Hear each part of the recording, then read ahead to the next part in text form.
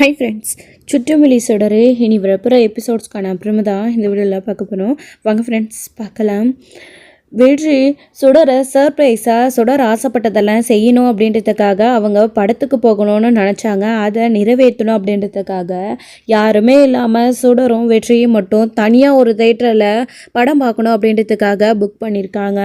So இதனால் இன்றைக்கி நம்ம சுடருக்காக இவ்வளோ செலவு பண்ணி தனியாக பார்க்கணுன்னு ஏற்பாடு பண்ணோம். கடைசியில் சுடர் வரமாட்டேன்னு சொல்லிட்டாலேன்னு வெற்றி ரொம்ப சோகமாயிட்டார்.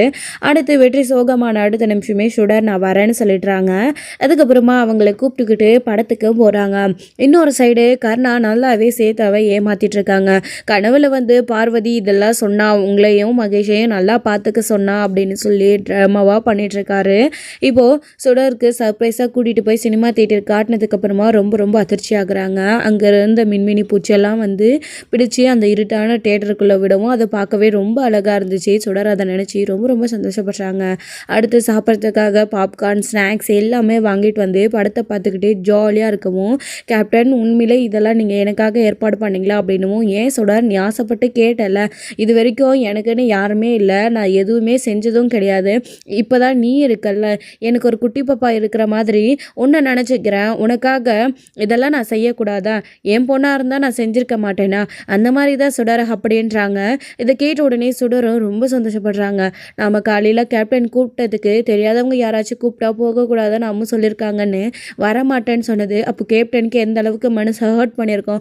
அவர் தன் பொண்ணு மாதிரி என்னை நினச்சிட்டு இருக்காரு, நாம் தான் தப்பாக நினச்சிட்டோம், இனிமேல் நம்ம யோசிச்சு கூட இந்த மாதிரி ஒரு விஷயத்த கேப்டன் கிட்ட பேசக்கூடாது தெரியாமல் கூட அப்படின்னு சுடர் யோசிச்சுட்டு இருக்காங்க. இன்னொரு சைடு இங்கே படமும் முடிகிற ஸ்டேஜ் ஆகிடுச்சு. சுடர் ரொம்ப ஹாப்பி. கேப்டன் போகலாமா, டைம் ஆகுது அப்படின்னு உடனே சரி சுடர் நீ இவ்வளோ தூரம் எனக்காக இவ்வளோ நேரம் படம் பார்த்தல, அதுவே போதும், சரி கிளம்பலாமா, நேரம் ஆகுதுன்னு சொல்லிட்டு கிளம்புறாங்க. படம் பார்த்துட்டு போகும்போது உனக்கு சந்தோஷமாக இருந்துச்சான்னு வெற்றி கேட்கவும், என்ன கேப்டன் இப்படி கேட்குறீங்க, நான் ரொம்ப ரொம்ப ரொம்ப ஹாப்பி அப்படின்னு சொல்லிக்கிட்டே ஜாலியாக வண்டியில் போகிறாங்க. ஆனால் அம்மாவை நினச்சாதான் ரொம்ப ரொம்ப வருத்தமாக இருக்குது, அம்முக்கு தெரியாமல் நிறைய விஷயங்கள் நான் செஞ்சுக்கிட்டே இருக்கேன்னு சுடர் வருத்தப்படுறாங்க. கவலைப்படாத சுடர், எல்லாமே மாறிடும் அப்படின்னு சுடரை நேராக கூட்டிகிட்டு போகிறாங்க.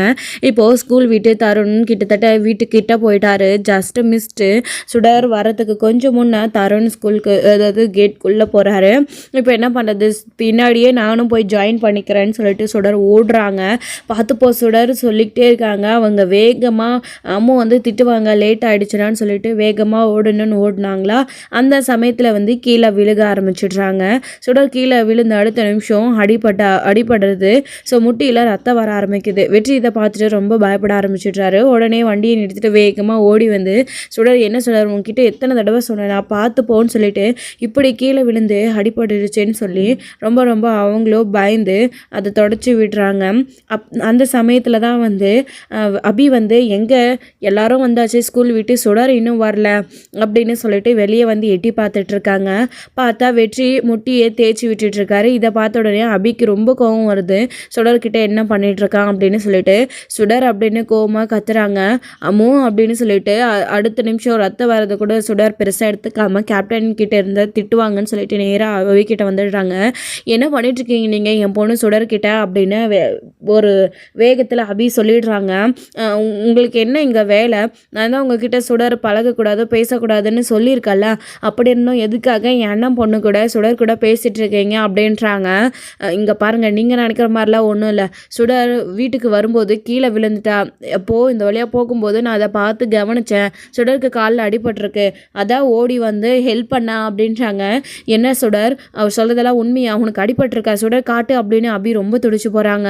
ஆமாமோ, நான் வீட்டுக்கு வர்றதுக்கு வந்துட்டு இருந்தேனா, தருண் உள்ளே போனானா, கூப்பிட்டுட்டே வந்தேனா, தருணுக்கு காது கேட்கல, கீழே விழுந்து அடிபட்டுருச்சாமோ அப்படின்றாங்க.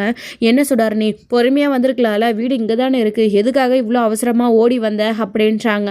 சாரி அம்மா அப்படின்றாங்க. இப்போ பாரு ரத்தம் வருது அப்படின்னும் வெற்றி என்ன பண்ணுறாரு, அவர்கிட்ட இந்த கச்சிப்பை எடுத்துகிட்டு ஜோப்பில் எடுத்துகிட்டு சுடர் முதல்ல நிறைய பிளட் போயிட்டே இருக்குது, நீ இப்போ ஹாஸ்பிட்டலுக்கு போகணும், இதை முதல்ல காலில் கட்டிக்கோ அப்படின்னு சொல்கிறாங்க. அதெல்லாம் ஒன்றும் தேவையில்லை, வீடு பக்கத்தில் தானே இருக்குது, என் பொண்ணுக்கு நான் கூட்டிகிட்டு போய் ஃபஸ்ட் எய்ட் பண்ணிக்கிறேன், நீங்கள் முதல்ல கிளம்புங்க இங்கேருந்து, இனி சுடர்கிட்ட பேசுகிற வேலை வச்சுக்காதீங்க அப்படின்றாங்க. என்ன இப்போது எதுக்காக இப்படி நீங்கள் ஓவராக கத்திக்கிட்டே இருக்கீங்க, சுடரை என்கிட்ட பேசுறதுனால என்ன ஆகிட போகுது அப்படின்றாங்க. இங்கே பாரு சுடர் இருக்கான்றது அப்படின்ற ஒரே காரணத்தினால நான் பொறுமையாக இருக்கேன். நீங்கள் கொஞ்சம் தயவு செஞ்சு போகிறீங்களா அப்படின்னு சொல்லவும் வெற்றி அங்கேயே நின்றுட்டுருக்காது. வா சுடர் உள்ளே போகலான்னு சொல்லிட்டு உள்ளே கூட்டிகிட்டு போகிறாங்க. அடுத்து நீங்கள் உட்காரு சுடர்னு வெளியே திண்ணியில் உட்கார வச்சுட்டு ஃபர்ஸ்ட் எய்ட் பண்ணிகிட்ருக்காங்க அபி. தருண் தியா இதை பார்த்து ரொம்ப வருத்தப்படுறாங்க. சுடருக்கு இப்படி ஆகிடுச்சு, சுடர்கிட்ட பேச முடியாத நிலமை தூரம் வந்து பார்த்து பயந்துட்டுருக்காங்க. சரளாவும் அதை பார்த்துட்டு அப்படியே நின்றுட்டு தான் இருக்காங்க. என்னாச்சுடா அப்படின்னு கேட்குறாங்க. ஒன்றும் இல்லாமோ நான் வரும்போது கீழே விழுந்துட்டேன் அப்படின்னு அவங்க அத்தை கிட்ட சொல்கிற மாதிரி அம்மு கிட்ட வந்து சொல்லிட்டு இருக்காங்க. சுடர் வந்துட்டு அதை தெரிஞ்சுக்கிட்டே பார்த்து கவனமாக வர்றது தெரியாதாம்மா, சரி நடுங்கடா, பார்த்து பெரிய பெரிய காயமாக இருந்தால் ஹாஸ்பிட்டல் போயிட்டு வரட்டும் அப்படின்னு சொல்லிட்டு கிளம்பி போயிடுறாங்க. அம்மு பார்த்தீங்களா, அத்தை நம்மக்கிட்ட பேசலினா கூட நம்ம மேலே அத்தைக்கு எவ்வளோ அக்கறைன்னு அத்தை சொல்லாமல் சொல்லிட்டு போகிறாங்க அப்படின்னுவோம். சரிடா சுடர், நீ பார்த்து கவனமாக வந்திருக்கலாம்ல. ஆமாம், கேப்டன் உண்மையிலே அந்த வழியே போனவர் நீ கீழே விழுகிறத பார்த்து தான் உங்ககிட்ட வந்து உனக்கு ஹெல்ப் பண்ணாரா, பொய் சொல்லாமல் உண்மையை சொல்லு அப்படின்றாங்க. ஆமாம் அம்மு அப்படின்னு சுடர் முதல்ல சொல்கிறாங்க. இல்லை சுடர், எனக்கு என்னமோ நீ பொய் சொல்கிற மாதிரி தோணுது அப்படின்றாங்க. இல்லை அம்மு, உண்மையிலே தான் நான் சொல்கிறத ஏன் நீங்கள் நம்ப மாட்டேன்றீங்க அப்படின்றாங்க. சுடர், நான் உங்ககிட்ட பல தடவை சொல்லிட்டேன், நான் பரோல் முடிஞ்சு நீ வேறு ஸ்கூல் போகிற வரைக்கும் நானும் ஜெயிலுக்கு போகிற வரைக்கும் நீ கேர்ஃபுல்லாக இருக்கணும், யார்கிட்டையும் பேசக்கூடாதுன்னு சொல்லிட்டு என்னால் எனக்கு நடந்துட்டு இருக்கிற பிரச்சனையினால் உனக்கு ஏதாச்சும் ஆபத்து வந்துடும் தான் சுடர் நான் பயப்படுறேன். அதனால தான் யார்கிட்டையும் நீ க்ளோஸாக பழகாத. எப்படியும் கொஞ்ச நாளில் நீ இங்கிறது வேறு ஸ்கூல் மாறிட்டேன்னா அப்புறம் இவங்க யாருமே இவங்ககிட்ட பேச இல்லை ஆள் இல்லை அப்படின்னா நீ தனியாக ரொம்ப ரொம்ப ஃபீல் பண்ணுவேன். அதுக்காகவும் சேர்த்தி தான் சுடர் சொல்கிறேன் அப்படின்றாங்க. சரி அம்மோ, எனக்கு புரியுதுன்னு சுடர் சொல்லிடுறாங்க. இப்போ கூட உண்மையை சொல்கிறது கிடையாது. அதுக்கப்புறம் சுடர் பொய் சொல்கிறாளா உண்மையை சொல்கிறாளான்னு தெரியல. ஆனால் அபி வந்து அவங்க சொல்கிற விஷயத்த நம்புகிறாங்க. நம்பினதுக்கப்புறமா அங்கேருந்து கிளம்பி போயிட்டு வெற்றிக்கு கால் பண்ணுறாங்க. வெற்றி அப்போது ஆக்சுவலி வீட்டுக்கு போயிட்டுருக்காரு. போயிட்டுருக்கும்போது ஃபோன் வந்த உடனே நின்று ஹலோ யாருன்னு சொல்லிட்டு பேசுகிறாங்க. ஆனால் அபி அவங்களோட ஃபோன் நம்பரை நல்லா ஞாபகம் வச்சுட்டு கால் பண்ணுறாங்க. கால் பண்ணி சுடருக்கு தெரியாமல் அவங்கக்கிட்ட பேசுகிறாங்க. இங்கே பாரு, உனக்கு எவ்வளோ திமிரு இருந்தா சுடர்கிட்ட நீ பேசுவ, நீயா தான் அங்கே வந்திருக்கிற, சுடரும் என்கிட்ட பொய் சொல்கிறா, எதுக்காக நீ சுடர்கிட்ட பார்க்க பேச வர, அவ தான் உங்ககிட்ட பேசாமல் ஒதுங்கி போகிறான்னு தெரியுதுல்ல, அப்புறமா எதுக்கு நீ சுடரை பேச சொல்லி டார்ச்சர் பண்ணிகிட்ருக்க, சுடர் கொஞ்ச நாளாவே ரொம்ப வருத்தமாகவே இருக்கா, நீ வந்து அவகிட்ட பேச சொல்லி டார்ச்சர் பண்ணிகிட்டே இருக்கிறதுனால தான் போல இருக்குது அப்படின்னு சொல்லுவோம். இங்கே பார், நான் ஒன்றும் அந்த மாதிரி சுடரை டார்ச்சர் பண்ணலை, நீ தேவையில்லாமல் கற்பனை பண்ணிக்காத அப்படின்றாங்க.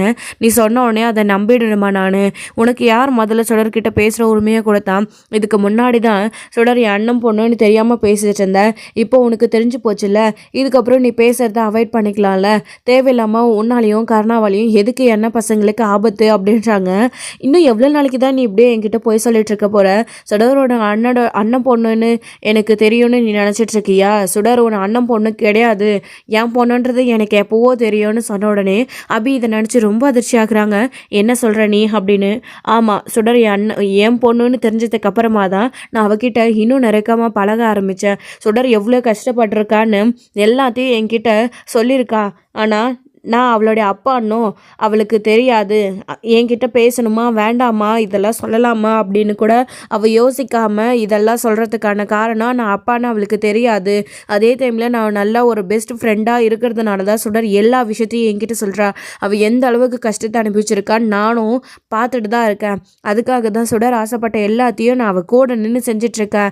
இங்கே பார், என் பொண்ணு பிறந்து வளர்ந்து இவ்வளோ கஷ்டப்பட்டிருக்கா, என்கிட்ட நீ ஒரு வார்த்தை கூட சொல்லாமல் என் குழந்தை பிறந்ததையே சொல்லாமல் மறைச்சிட்டில்ல, நீ எவ்வளோ பெரிய துரோகியாக இருக்கன்றத நீயே யோசிச்சுப்பாரு. பார்வதி அக்காவை கொலை பண்ணி துரோகம் பண்ணதை பத்தாதுன்னு இப்போ என் பொண்ணை என்கிட்டேருந்து பிரித்து எனக்கு துரோகம் பண்ணிட்டுருக்கியா, உனக்கு எவ்வளோ தைரியம் இருக்கும், நீ எப்படி சொல்லலாம் சுடர்கிட்ட நான் பேசக்கூடாது பழகக்கூடாதுன்னு சொல்லிட்டேன்னு வெற்றியும் கோவமாக கேட்குவோம். ஓ, அப்போது சுடர் உன் பொண்ணுன்னு தெரிஞ்சுக்கிட்டு தான் நீ பேசிகிட்ருக்கியா, இதனால் பின்விளைவுகள் என்ன ஆகும்னு உனக்கு தெரியும்ல. கருணா எந்த அளவுக்கு என் மேலே கோவத்தில் இருக்கானோ அதே சமயத்தில் என்னை சார்ந்த எல்லார் மேலேயும் கருணா அந்த அளவுக்கு கோவத்தில் இருக்கா. என்னை மட்டும் கிடையாது, என் குடும்பத்தையே வம்சத்தையே அடியோடு அழுக்கணும்னு காத்துட்ருக்கேன். எனக்குன்னு யாருக்காச்சும் சப்போர்ட் இருக்காங்களான்னு சொல்லிட்டு யாரும் இல்லைன்னு அன்னைக்கு சொன்ன ஒரு வார்த்தையினால்தான் இது வரைக்கும் கருணா அமைதியாக இருக்கிறான்.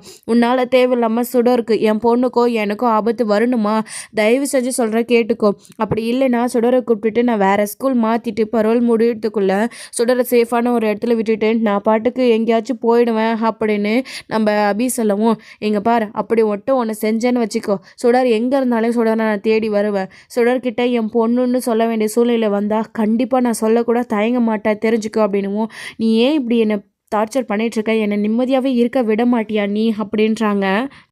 முதல்ல நீ தான் சுடர்கிட்ட பழகிட்டு இருந்த, இப்போது கர்ணாவையும் வீட்டுக்கு கூட்டிகிட்டு வர ஆரம்பிச்சிட்ட, என்ன நினச்சிட்டு இருக்க நீ அப்படின்றாங்க. நான் ஒன்றும் வேணும்னே கர்ணாவை கூட்டிகிட்டு வரணும், நாங்கள் கூட்டிகிட்டு வரல. சுடர் என் பொண்ணுன்னு தெரிஞ்சதுக்கப்புறம் சுடர் நான் பொண்ணுன்னு தெரியாமல் தான் நான் இவ்வளோ நாள் வரைக்கும் கருணா கிட்டேருந்து சுடரை பாதுகாப்பாக வச்சுருக்கேன். உன்னை விட என் பொண்ணை 4 மடங்கு என்னால் நல்லபடியாக பார்த்துக்க முடியும். நீ ஒன்றும் சுடரை நினச்சி கவலைப்பட வேணாம், தெரியா? நான் நினச்சிருந்தா எப்போவோ நான் தான் அப்பான்னு சொல்லி சுடரை உன்கிட்ட இருந்து பிரித்து என்கிட்ட கூட்டிகிட்டு வந்திருக்க முடியும். ஆனால் அது எதுவும் செய்யாமல் அமைதியாக இருக்கனேன்னு அதை நினச்சி நீ சந்தோஷப்பட்டுக்கோ. தான் பொண்ணுன்னு தெரிஞ்சதுக்கப்புறம் என்னால் எப்படி அவன் மேலே பாசத்தை காட்டாமல் பேசாமல் அவகிட்ட இருந்து ஒதுங்கி இருக்க முடியும்? நீ வேணா அந்த மாதிரி இருக்கலாம், ஆனால் என்னால் அந்த மாதிரி இருக்க முடியாது. உனக்கு எப்படி உன் பொண்ணு சுடர் வேணும்னு முக்கியம்னு சுடருக்காக இவ்வளோ யோசிக்கிறியோ அதே மாதிரி தான் நானும் யோசிக்கிறேன். உனக்கு எனக்கு தான் பிரச்சனையே தவிர சுடருக்கு எனக்கும் கிடையாது. நீ அது மட்டும் இல்லாமல் என்னை பற்றி தப்பாக சுடர்கிட்ட நிறைய பேசி வச்சுருக்க. சுடர் தான் அப்பானாவே ஒரு கெட்டவருன்னு சுடர் நினச்சிட்ருக்க. அதனாலேயே என்னவோ நான் சுடர்கிட்ட இது வரைக்கும் அப்பான்னு சொல்லாமலே இருக்கேன். நான் நல்லவன், எதை தப்பும் செய்யலை, நான் தான் அப்பான்னு சுடருக்கு நல்லவன்னு புரிய வைக்குவேன். அதுக்கப்புறமா சுடருக்கு நான் அப்பான்னு சொல்லுவேன் அப்படின்றாங்க. நீ அது சொல்கிற வரைக்கும் நான் சுடரை இங்கே விட்டு வச்சுருந்தா தானே உன்னால் என்ன பண்ண முடியுமோ பார்த்துக்கோ. சுடர் என் பொண்ணு, சுடரை யாருக்கும் விட்டு கொடுக்கணும்னு அவசியம் எனக்கு கிடையாது அப்படின்றாங்க. என் பொண்ணையும் எனக்கு விட்டு கொடுக்க முடியாதுன்னு சொல்கிறதுக்கு நீ யார் முதல்ல? உனக்கு எனக்கு என்ன சம்மந்தம் இருக்குது? சட்டப்படி நான் கோர்ட்டில் இப்போது நீ ஜெயிலில் இருக்க. இப்போ மட்டும் நான் கேஸ் போட்டேன்னு வச்சுக்கோ, கர்ணாவே இருந்தாலும் கர்ணாவை எதிர்த்து கேஸ் போட்டு கோர்ட்லேருந்து என் பொண்ணு எனக்கு வேணும்னு நான் கூட்டிகிட்டு வந்துடுவேன். உனக்குன்னு யாருமே இல்லைன்னு தான் எல்லாருமே நினச்சிட்ருக்காங்க, கோர்ட்லேருந்து போலீஸ் ஸ்டேஷன் வரைக்கும். ஆனால் கருணாவுக்குமே தெரியாது, உனக்கு தான் யாருமே இல்லையே. சுடர் என் பொண்ணு இருக்கா, நீ குழந்தைய மறைச்சி வச்சு இவ்வளோ நாள் வளர்த்துட்ருக்கன்னு நான் போலீஸ் ஸ்டேஷனில் சொல்லி என் பிள்ளைய கோர்ட்லேருந்து கூட்டிகிட்டு வந்தான்னு வச்சுக்கோ, எனக்கு சாதகமாக தான் நியூஸ் வரும். இந்த அசிங்கம் அவமானம் ஏற்பட்டு அண்ணன் குடும்பத்துக்கு இந்த விஷயம்லாம் தெரிஞ்சு அவங்க வருத்தப்படுறத விட பேசாமல் சுடர்கிட்ட என்கிட்ட பேசிட்டோன்னு விட்டுட்டும் வேலையை பார்த்துட்டு போயிடு, அவ்வளோதான் நான் சொல்வேன். ஃபோனை வை அப்படின்னு கட் பண்ணிடுறாரு வெற்றி. இப்போ அபிக்கு என்ன பண்ணுறதுனே தெரியல. நம்ம இதெல்லாம் நடக்கக்கூடாதுன்னு நினச்சோமோ அத்தனையுமே நடந்திருக்கு அப்படின்னு இப்போது ரொம்ப ரொம்ப பயப்பட ஆரம்பிச்சிட்றாங்க. அடுத்து அபிக்கு என்ன பண்ணுறதுனே தெரியல. சுடருக்கு அடுத்து என்ன பண்ணுறாங்க, ஒரு வேறு ஸ்கூல் பார்க்க ஆரம்பிச்சிடுறாங்க. சுடர் இதை நினச்சி வருத்தப்படுறாங்க. ஏன் அம்மா ஒன்று ஸ்கூல் கூட முடியலை, அதுக்குள்ளே வேறு ஸ்கூல் பார்க்க ஆரம்பிக்கிறீங்க அப்படின்னும். எல்லாம் உன் நல்லதுக்காக தான் சுடர், இப்போ இருந்தே ஸ்கூல் தேடினா தானே ஒரு நல்ல ஸ்கூலாக பார்த்து உன்னை சேர்த்து விட முடியும் அப்படின்றாங்க. அப்போது நான் இங்கேயும் இருக்க முடியாது அம்மு, அத்தை வீட்லேயும் இல்லாமல் என்னை வேறு எங்கேயாச்சும் கூட்டிகிட்டு போய் வேறு ஸ்கூல் படிக்கணுன்றதுக்காக வேற ஊருக்கு கூட்டிகிட்டு போயிடுவீங்களா அப்படின்னும். ஆமாம் சுடர் அப்படின்றாங்க. சுடர் இதை நினச்சி இப்போவே வருத்தப்பட ஆரம்பிச்சிடுறாங்க. அபியும் அதை நினச்சி கவலைப்பட ஆரம்பிச்சிடுறாங்க. என் பொண்ணுக்கு ஏன் இந்த நடமை கடவுள், ஸோ நான் பரோல் முடியறதுக்குள்ளே எனக்கு எப்படியாச்சும் விடுதலை கிடைச்சிடணும், சுடர் கூடவே நான் இருக்கணும், இந்த ஊரை விட்டு போய் யார் கண்லேயும் படாமல் சுடரை நான் நல்லபடியாக பார்த்துக்கணும்.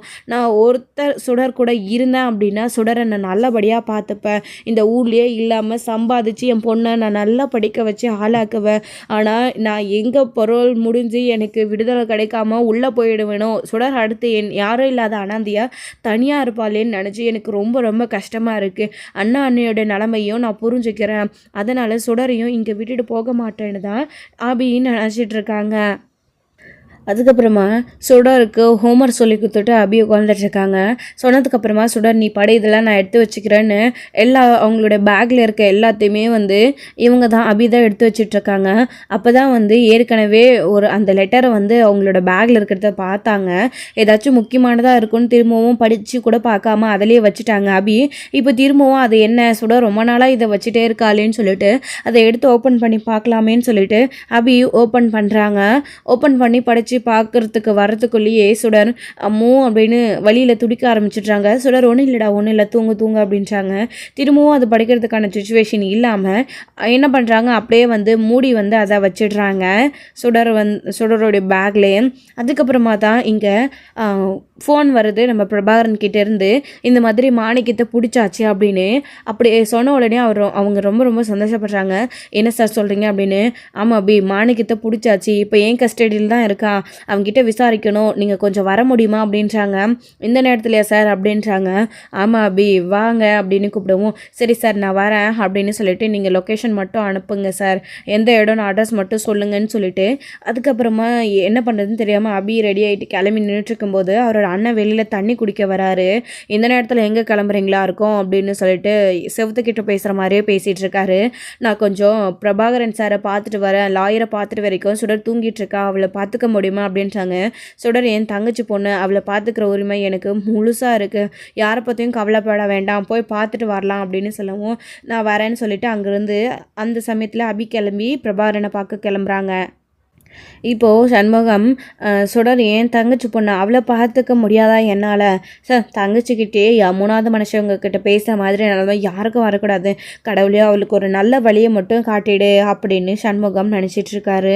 அடுத்து வந்து அங்கே அபியும் கொஞ்ச நேரத்தில் பிரபாகரன் கிட்டே போயிடுறாங்க. பிரபாகரன் அவரை கூட்டிகிட்டு போய் ஒரு இடத்துல வந்து ரூம்குள்ளே வந்து கட்டி போட்டு வச்சுருக்காரு. அவர் மயக்கமாக இருக்கார். இவங்க போயிட்டு இப்படி தான் கண்டுபிடிச்சான் அப்படின்னு இந்த டீட்டெயில்ஸை பேசிகிட்டு இருக்கும்போதே அவர் மயக்கத்துலேருந்து தெளிஞ்சிடுறாங்க. சார் அபி எதுக்காக நீங்கள் 2 பேரும் சேர்ந்து என்னை கூட்டிகிட்டு வந்து இங்கே வச்சுருக்கீங்க, என்னை விடுங்க நான் போகணும் அப்படின்றாங்க.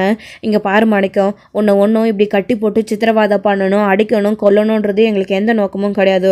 உங்ககிட்ட இருந்து சில விஷயத்த நாங்கள் தெரிஞ்சுக்கணும், அது நாங்கள் தெரிஞ்சுக்கணுன்றதுக்காக உங்களை நிறைய இடத்துல தேடணும், நீங்கள் உங்களை எங்கேயுமே எங்களால் கண்டே பிடிக்க முடியல, கடைசியாக நீங்கள் ஒரு வழியை எங்ககிட்ட சிக்கியிருக்கீங்க, நீங்கள் ஏதோ ஒரு விஷயத்த என்கிட்ட சொல்லாமல் மறைக்கிறீங்க போல இருக்குது, எதுக்காக ஜெயிலில் நீங்கள் என்னை பார்க்க வரணும், எதுக்காக கர்ணா கிட்ட மிரட்டி பணம் வாங்கணும், கொஞ்ச நாளைக்கு முன்னே கூட கர்ணா உங்களை துரத்தி பிடிச்சிருக்கான், அப்போது நீங்கள் கர்ணாவை கொலை பண்ண ட்ரை பண்ணியிருக்கீங்க, அந்த சமயம்னு அந்த இடத்துல வெற்றி வந்ததுனால வெற்றியை குத்திருக்கீங்க, எதனால் இப்படியெல்லாம் நடந்துச்சு, எதுக்காக நீங்கள் கர்ணாவை கொலை பண்ணணும்னு இந்த அளவுக்கு முடிவாக இருக்கீங்க, நீங்கள் கர்ணாவை மிரட்டி பணமும் வாங்கிக்கினீங்க, உங்கள் வீட்டு பத்திரமும் உங்கள் கைக்கு வந்துடுச்சு, அதுக்கப்புறமும் எதுக்காக நீங்கள் கர்ணாவை கொலை பண்ணணும்னு நினைக்கிறீங்க, முக்கியமாக வீட்டு பத்திரம் உங்கள் கைக்கு கிடச்சிடுச்சு, பணமும் கர்ணா கொடுத்துட்டான், அப்படி இருந்தும் கர்ணா எதுக்காக உங்களை கொலை பண்ணணும்னு முயற்சி பண்ணுறான், உங்களை தீர்த்து கட்டணும்னு, என்னதான் நடக்குது உங்கள் 2 பேருக்குள்ள, ஏதோ ஒரு விஷயம் இருக்குது, நீங்கள் இப்போ சொல்ல போகிறீங்களா இல்லையா அப்படின்னு அபி பிரபாகரன் 2 பேருமே அதாவது மாணிக்கத்துக்கிட்ட கேட்டுட்ருக்காங்க. யோசிக்கிறாங்க. மாணிக்கம் வந்து பயங்கரமாக அபிகிட்ட இந்த விஷயத்தை பற்றி சொன்னால் நமக்கு தேவையில்லாமல் பிரச்சனை வந்துடுமா அப்படின்னு சொல்லிட்டு, இல்லையே நமக்கு கூட ஒரு ஆள் இருந்தால் பெஸ்ட்டாக தானே இருக்கும், கர்ணன் நம்ம கொலை பண்ணியே ஆகணும்னு தீர்மானமாக இருக்கான். இப்போ அபிக்கு இந்த விஷயம் தெரிஞ்சிச்சுன்னா, ஏற்கனவே அபியும் இந்த மாதிரி பாதிக்கப்பட்டுட்டு தான் இருக்காங்க கர்ணாவால், இப்போ வேறு பரோலில் வெளியில் வந்திருக்காங்க, இவ்வளோ தூரம் கெஞ்சுறாங்களே, இந்த விஷயத்த சொல்லிட்டா அதுக்கப்புறம் மாணிக்கம் அதாவது நம்ம பக்கம் வந்து கர்ணா வந்து திசை திருப்புவானா இல்லை அபி பக்கம் திருப்புவானா, எப்படியாச்சும் நம்ம அந்த சமயத்தில் தப்பிச்சிடலான்னு யோசிக்கிறார் அவர். ப்ளீஸ் மாணிக்கம், உங்களுக்கு கெஞ்சி கேட்டுக்கிறேன், நீங்கள் என்ன விஷயம்னு சொன்னால் மட்டும்தான் என்னால் ஜெயிலிருந்து வெளியில் வர முடியும், பரோல் முடிஞ்சு, நான் எந்த தப்புமே பண்ணாத தப்புக்கு நான் தண்டனை அனுபவிச்சிட்ருக்கேன், என்னால் என் குடும்பம் நிறைய பாதிக்கப்படுது, உங்களை மாதிரி தான் நானும் என் குடும்பம் இருக்கிறத மறைச்சி கர்ணா கிட்ட நான் தன்னந்தனியாக வாழ்ந்துட்டுருக்கேன், ப்ளீஸ் சொல்லுங்கள் அப்படின்னு சொல்லுவோம். ப்ளீஸ் மாணிக்கம், அபியோட நிலைமையை நினச்சி கொஞ்சம் ஹெல்ப் பண்ணுங்கள், உங்களை நாங்கள் எதுவுமே செய்ய மாட்டோம், நீங்கள் உண்மையை சொல்லிட்டீங்களா உங்களை விட்டுருவோம், நீங்கள் எங்கே வேணாலும் போய்க்கலாம் அப்படின்னு சொல்கிறாங்க.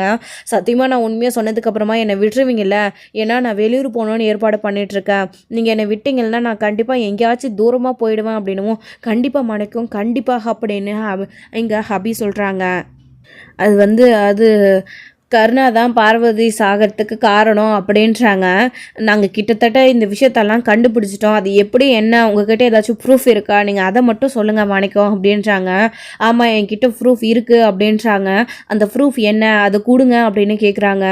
ஆனால் அந்த ப்ரூஃபை வச்சு தான் நான் கருணா கிட்ட மிரட்டி பணம் வாங்கணும்னு நினச்சிட்டு இருந்தேன், கடைசியில் ஒரு நாள் முதல்ல அவங்க என்கிட்ட பணம் கொடுக்க வரும்போது ஆளுங்களோட வந்ததுனால அந்த ப்ரூஃபை நான் ஒரிஜினல் ப்ரூஃபை அந்த பக்கமாக போகிற ஸ்கூல் பிள்ளைங்களோட பேக்கில் அந்த கோயில்கிட்ட நான் வச்சுட்டு கர்ணா கிட்டேருந்து தப்பிச்சிட்டேன். ஆனால் கர்ணாக்கு அந்த விஷயம் தெரியாதுன்றதுனால டூப்ளிகேட்டை வச்சு எனக்கு பணம் வேணுன்றதுக்காக கர்ணா கிட்டேருந்து ஏமாற்றி என் பணத்தை வாங்கிக்கிட்டேன். அதுக்கப்புறம் தான் நீங்கள் என் வீட்டு பத்திரத்தை கொடுத்தீங்க. சத்தியமாக இப்போ அந்த ப்ரூஃப் என்கிட்ட இல்லை, அந்த ப்ரூஃப் யாரோடைய ஸ்கூல் பிள்ளைங்களோட பேக்கில் தான் இருக்குது, அது இருக்கா இல்லையான்னு கூட சத்தியமாக எனக்கு தெரியல, இல்லை குப்பையோட குப்பையாக தூக்கி போட்டுட்டாங்களான்னு சொல்லவும், என்ன மாணிக்க சொல்கிறீங்க, அதில் என்னதான் இருந்துச்சு, என்ன ப்ரூஃப் அது அப்படின்னு கேட்குறாங்க. அது அப்படின்றாங்க. அவி வந்து பார்வதியை கொலை பண்ணலை, பார்வதி வந்து கத்தி கொடுத்து பார்த்தோ சாகலை, அதுக்கு முன்னாடியே பார்வதிக்கு யாரோ விஷம் கொடுத்துருக்காங்கன்னு தெரிஞ்ச உடனே ரொம்ப ரொம்ப அதிர்ச்சி ஆகுறாங்க. என்ன சொல்கிறீங்க மாணிக்கம் நீங்கள் அப்படின்னு அபி கேட்கவும், ஆமாம் அபி, பார்வதிக்கு யாரோ விஷம் கொடுத்து கொலை பண்ணியிருக்காங்க. அதுக்கப்புறம் தான் இதோ உங்கள் மேலே பழிய தூக்கி போடணுன்றதுக்காக அவங்க வயிற்றில் யாரோ கத்தியால் குத்தி உங்கள் மேலே பழிய தூக்கி போட்டிருக்காங்க அப்படின்னு உடனே அது கண்டிப்பாக அந்த கர்ணாவாக தான் இருக்கும்னு அபி முடிவு பண்ணுறாங்க. அப்போது பார்வதி அக்காவை கர்ணா விஷம் கொடுத்து முதல்ல கொலை பண்ணியிருக்கான். அதுக்கப்புறம் கத்தியால் அவனையும் குத்திட்டு பழியையும் என் மேலே தூக்கி போட்டுட்டான். அப்போ கர்ணா 2 தடவை பார்வதி அக்காவை கொலை பண்ணியிருக்கான் அப்படின்னு யோசிச்சு ரொம்ப அதிர்ச்சி ஆகுறாங்க. அப்போ என் மேலே எந்த தப்பும் இல்லை சார் அப்படின்னும், ஆமாம் அபி உங்கள் மேலே எந்த தப்பும் இல்லைன்னு பிரபாகரன் சொல்கிறாரு. ப்ளீஸ் மாணிக்கம் அந்த ஒரிஜினல் டாக்குமெண்ட்டை மட்டும் என்கிட்ட கொடுத்துருங்க, ரிப்போர்ட்டை மட்டும் அப்படின்றாங்க. நான் தான் சொல்கிறேனே அபி, நான் உண்மையாக சொல்லிட்டேன், சத்தியமாக என்கிட்ட அந்த ப்ரூஃப் இல்லை, அந்த ப்ரூஃபை பொய்யா கொடுத்துட்டேன்னு தான் கருணா என்னை கொலை பண்ணுறதுக்காகவே அலைஞ்சிட்ருக்கான், பணத்தை வாங்கி ஏமாற்றிட்டேன்னு. நான் இருந்தால் எங்கே இந்த விஷயத்த சொல்லி திரும்ப அவனை பிளாக்மெயில் பண்ணணும்னு தான் என்னை கொலை பண்ண முடிவு பண்ணிட்டான். ப்ளீஸ் என்னை விட்டுருங்க அப்படின்றாங்க. ஒரே ஒரு விஷயம் மாணிக்கம் ப்ளீஸ், அந்த மெடிக்கல் ரிப்போர்ட் எந்த ஹாஸ்பிட்டலில் வாங்கினீங்கன்னு மட்டும் சொல்லுங்கள் அப்படின்றாங்க. ஏன் அப்படி அப்படின்னுவோம், சார் நம்ம அது ஒரிஜினல் கிடைக்கலைன்னா கூட அந்த ஹாஸ்பிட்டலில் போய் விசாரித்து நம்ம எடுத்துக்கலாம்ல அப்படின்னு சொல்லுவோம். கரெக்ட் அபி, ப்ளீஸ் மாணிக்கம் அப்படின்னுவோம். அவர் ஹாஸ்பிட்டலோடைய பேரையும் சொல்லிட்டாரு. அபியும் மாணிக்கத்தை வந்து அதுக்கப்புறமா விட்டுடலான்னு சொல்லி விட்டுடுறாங்க. ஸோ இதோட இந்த எபிசோடு வந்து முடிச்சிருக்காங்க. ஸோ அடுத்தடுத்த எபிசோடில் இனி என்ன நடக்க போகுது, அபி இதை எப்படி கண்டுபிடிச்சி வெளியில் வராங்க இந்த கேஸ்லேருந்து அப்படின்றத வெயிட் பண்ணி பார்க்கலாம். தேங்க்யூ. இந்த வீடியோ பிடிச்சிருந்தா லைக் பண்ணுங்கள்.